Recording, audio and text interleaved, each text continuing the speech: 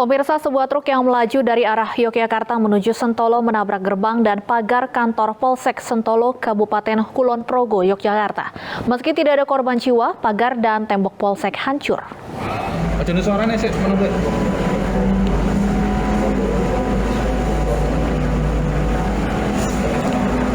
Seperti inilah detik-detik kecelakaan yang terjadi di Jalan Jogjawates, Sentolo, Kabupaten Kulon Progo, Senin siang. Truk yang melaju kencang dari arah Yogyakarta menabrak pagar Polsek Sentolo. Akibatnya truk mengalami kerusakan di bagian depan kendaraan. Sementara pagar dan tembok kantor Polsek hancur berantakan. Beruntung tidak ada korban jiwa akibat insiden ini. Menurut supir truk, kecelakaan ini karena rem tidak berfungsi.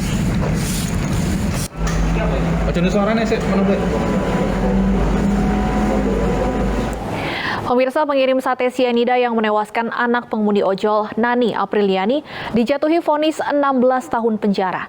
Atas vonis tersebut, tim kuasa hukum terdakwa akan mengajukan banding.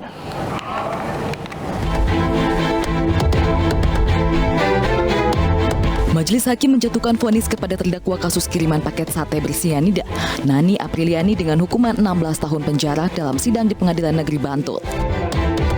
Kasus sate beracun itu menewaskan anak pengemudi ojol. Berlangsung di ruang sidang PN Bantul, Nani tetap mengikuti sidang melalui daring dari Lapas Perempuan Wonosari, Kabupaten Gunung Kidul. Hakim Ketua Aminuddin menilai perbuatan terdakwa telah memenuhi seluruh unsur pasal 340 KUHP tentang pembunuhan berencana sebagaimana dakwaan primer dan tuntutan jaksa penuntut umum kepada terdakwa. Menyatakan terdakwa Nani Apriliani Nurjaman alias Ika binti Maman Sarman tersebut di atas terbukti secara sah dan meyakinkan bersalah melakukan tindak pidana pembunuhan berencana sebagaimana dalam dakwaan 1 primer penuntut umum. 2. Menjatuhkan pidana kepada terdakwa. Oleh karena itu dengan pidana penjara selama 16 tahun. Vonis yang dijatuhkan di bawah tuntutan JPU, yakni 18 tahun penjara.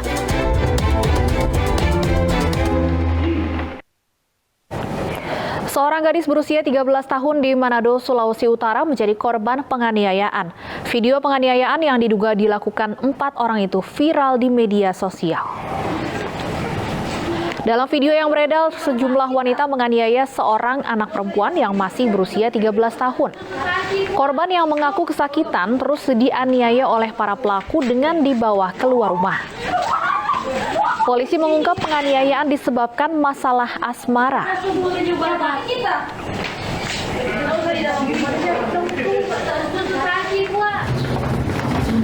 Setelah viral, 4 pelaku penganiayaan berhasil ditangkap polisi. Keempat pelaku adalah NNW 17 tahun, RAM 19 tahun, MMRK 16 tahun, dan CEL 20 tahun. Keempatnya adalah warga yang sama dengan korban. Para pelaku ditangkap usai dilaporkan oleh orang tua korban dan kini telah ditahan di Polres Minahasa. Motifnya itu adalah cemburu dari salah satu tersangka kepada korban. Nah, perlu saya sampaikan juga untuk terkait dengan kronologisnya itu, jadi si salah satu tersangka itu dia mengundang atau mengajak si korban melalui WhatsApp ya kepada si korban untuk bertemu. Pada saat bertemu di situ korban dilakukan atau Pemirsa, seorang ibu harus diamankan polisi karena diduga menganiaya anak kandungnya yang baru berusia 6 tahun. Pelaku diduga tega menganiaya lantaran putrinya sulit diatur dan tidak mau tidur siang.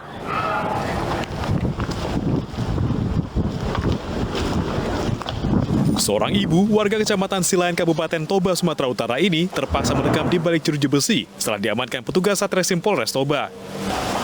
NB diduga menganiaya putra kandungnya sendiri, RM. Akibat dianiaya, bocah berusia 6 tahun ini mengalami luka lebam di sekujur tubuhnya. NB mengaku menganiaya putranya dengan bambu karena sulit diatur dan sering bermain sehingga tidak mau tidur siang dan tidak belajar.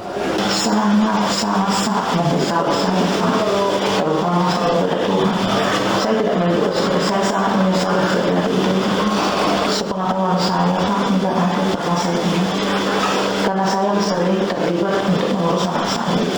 yang kami mintai keterangan bahwasanya anak itu sulit diatur, sulit diajari, itu menurut orang tuanya. Makanya terjadi kekerasan terhadap anak di bawah. Meski mengaku menyesali perbuatannya, NB kini dijerat dengan pasal 80 ayat 1 dan 2 dengan ancaman hukuman di atas 5 tahun penjara. Dari Humbang Hasundutan, Sumatera Utara, Aris Fernando Manalu, iNews melaporkan. Pemirsa, Markas Organisasi Masyarakat Pemuda Pancasila di Jalan Letjen Suprapto, Kemayoran, Jakarta Pusat disegel. Penyegelan dilakukan lantaran gedung yang digunakan merupakan aset milik pemerintah. Dengan pengawalan ketat aparat kepolisian dari Polres Metro Jakarta Pusat, sebuah bangunan 3 lantai di Jalan Letjen Suprapto, Kemayoran, Jakarta Pusat siang tadi dieksekusi paksa petugas Lembaga Manajemen Aset Negara. Eksekusi berjalan lancar karena petugas memberikan kelonggaran kepada ormas untuk membersihkan barang-barang yang ada di dalam gedung. Menurut petugas, pengosongan paksa dilakukan karena status bangunan yang digunakan ormas ini merupakan aset negara dan digunakan tanpa izin selama belasan tahun. Petugas juga menjelaskan bangunan merupakan bekas salah satu bank yang disita oleh pemerintah pada tahun 2008 dan nantinya akan dimanfaatkan oleh pemerintah.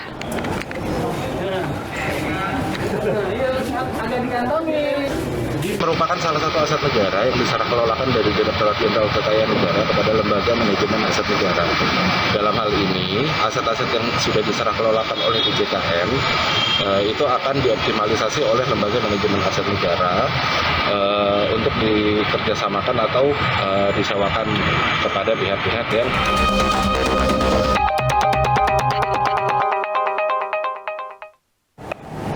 Pemirsa, 21 santriwati di Bandung, Jawa Barat diperkosa seorang guru pesantren. Tidak hanya itu, sejumlah korban bahkan hamil dan melahirkan.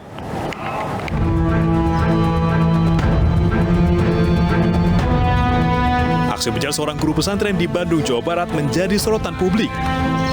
Heri Wirawan, 36 tahun, tega memperkosa belasan santriwati di sekolah tempatnya mengajar. Bahkan belakangan jumlah korbannya bertambah menjadi 21 orang. Dari puluhan korban, beberapa di antaranya bahkan telah hamil dan melahirkan. Perbuatan keji Heri dilakukan di sebuah rumah di Jalan Antapani, Kota Bandung sejak tahun 2016. Para korban trauma berat akibat peristiwa yang mereka alami. Sebagian dari mereka didampingi petugas P2 TP2 Kabupaten Garut secara psikologis. Sementara sebagian lainnya telah kembali ke keluarga masing-masing dan bersekolah. Proses ini kami bersama psikolog yang ada di P2 TP2 Garut, kami melakukan sampai trauma healing mereka. Jadi kami melakukan seperti depression emotion freedom system yang kami lakukan, dan juga dengan pertanyaan, dan kami memberi motivasi, kami memberi kekuatan, itu yang kami berikan sampai mereka merasa tenang bahwa mereka tidak sendiri dengan kejadian ini. Kami siap membantu. Proses hukum terhadap pelaku kini terus berjalan. Terdakwa Heri Wirawan telah 6 kali menjalani persidangan dan masih ditahan di Rutan Bandung. Perkara ini sekarang sudah dalam tahap penuntutan ya di Pengadilan Negeri Kelas 1 Bandung ya. Dan saat ini tengah memeriksa saksi-saksi, pemeriksaan saksi-saksi. Perkara ini kami atensi, kami menjadi perhatian. Oleh sebab itu, maka persidangan kami laksanakan seminggu 2 kali ya. Seminggu 2 kali untuk mempercepat proses ini dan untuk memastikan bahwa hak-hak korban, terutama perlindungan korban, itu terpenuhi. Selain memperkosa korban hingga hamil dan melahirkan, Heri juga memanfaatkan anak hasil hubungan terlarang dengan korban untuk meminta sumbangan. Dana program Indonesia Pintar para korban juga diambil Heri. Atas perbuatannya, Heri diancam pasar berlapis dengan hukuman maksimal 15 tahun penjara. Sementara Kemenak Bandung mencabut izin operasional pesantren tempat Heri mengajar. Tim iNews melaporkan.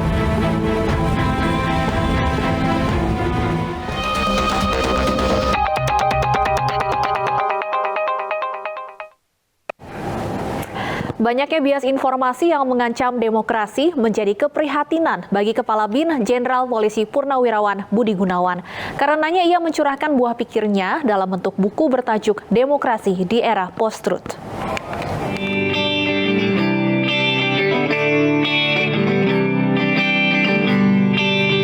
Kepala Badan Intelijen Negara atau BIN, Jenderal Polisi Purnawirawan Budi Gunawan meluncurkan buku berjudul Demokrasi di Era Post-Truth.